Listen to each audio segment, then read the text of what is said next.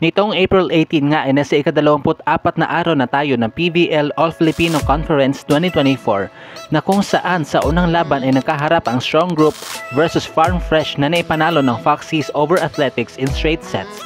Habang sa ikalawa, tuling laban naman ay nakaharap ang Choco Mucho versus Creamline na napagtagumpayan ng Cool Smashers over Flying Sessions via sweep as well. What's good, PVL fans? It's nice to be back with you here on Powerhouse Volleyball PH. Kindly do subscribe to my channel at pakihit na din ang notification bell para ma-notify ka sa aking mga bagong uploads. Ngayon naman ay sabay-sabay nating alamin ang current team standings at kung sino ba talaga ang nangunguna sa takilya as of April 19, 2024. Kasalukuyan na nga po nag-tie at 8-2 winless record ang Choco Mucho Flying Sessions and Creamline Coal Smashers nakakapanalo lamang against their sister team. Samantala, nag-triple tie naman ang Petrogas Angels, PLDT High Speed Headers, and Cherry Tigo Crossovers na lahat ay mayroong 7-2 winless record. Habang itong Signal HD Spikers ay mayroon pa ding 5-4 winless record. Akari Chargers is still with 4-5 winless record, followed by Farm Fresh Foxies with 3-7 winless record, nakakapanalo lamang against SGA.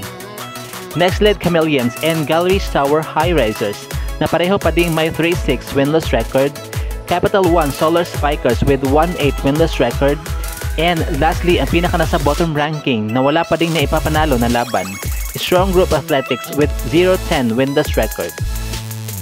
At para naman sa ating full match schedule, narito na ang mga maglalaban-laban ani Saturday Triple Header April 20, 2024 in preliminaries nagaganapin sa Santa Rosa Sports Complex.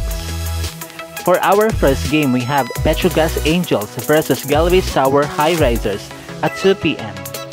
Then for our second game, we have Cherry Tigo Crossovers versus Akari Chargers at 4 p.m.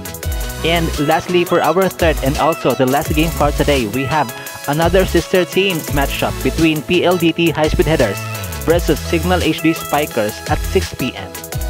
Ayan na po ang mga koponan na magsasagupaan sa ika-25 araw ng ating torneo. Kasalukuyan na nga po naghahanap ng kanilang 8th win itong Petrogas upang mag-triple tie sila with CCS and CMFT. Habang itong Galleries naman ay gugustuhin din talagang manalo upang maungusan ang next leg sa standings. Sa panig naman ng Cherry Tigo, mahalaga para sa kanila na makuha ang panalong ito upang masecure talaga ang kanilang spot sa semis. Samantala, itong Akari ay out of contention na nga, kaya dapat kung maaari ay maipanalo nila ang kanilang remaining games.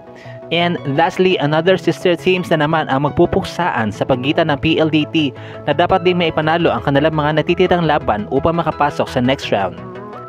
For the side of Signal naman na talagang nanganganib na ang sitwasyon dahil malabo na sila makapasok sa Final Four. Kailangan na lang din nilang ibuhos lahat sa pagtatapos ng eliminations upang maging maganda ang kanilang exit. At dito na nga po nagtatapos ang ating video. Thank you so much for watching. Kindly do subscribe to my channel at pakihit na din ang notification bell para ma-notify ka sa aking mga bagong uploads.